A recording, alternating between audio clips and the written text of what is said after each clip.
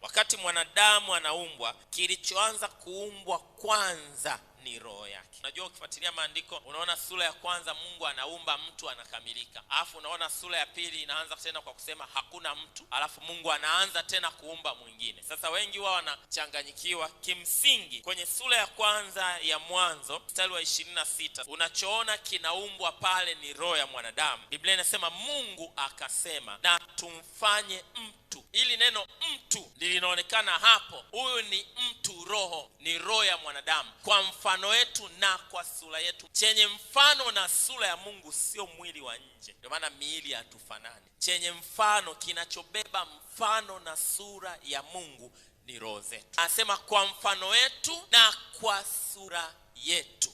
Alafu kipengele kinachofuata anasema wakatawale. Asemi akatawale, anasema wakatawale. Ili ya neno linatuthibitishia kwamba kumbe wote tuliumbwa siku hii. Hapa sio Adamu anaongelewa. Hapa ni wanadamu wote, roho zao zote zilikuwa zinaumbwa hapa. Kwa wote tuliumbwa siku moja roho zetu, na wote tumewekewa utawala ndani yetu. Kwa tukienda kwa lugha ya tafsiri, tuliumbwa siku moja na makusudi yetu yakawekwa ndani ya roho zetu.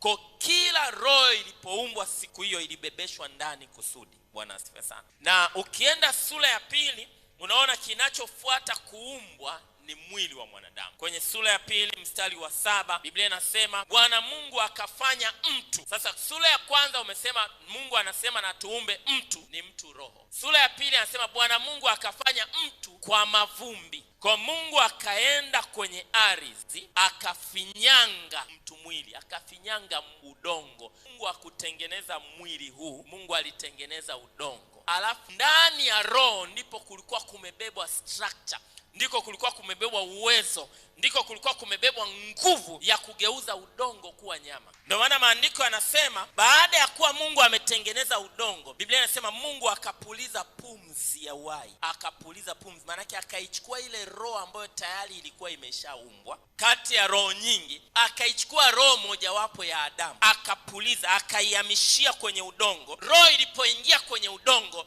roho ndio ikafanya udongo ugeuke kuwa nyama. Roho ndio ikafanya macho yatokee. Roho ndio ikafanya moyo uanze kupiga. Roho ndio ikafanya damu ianze kutembea.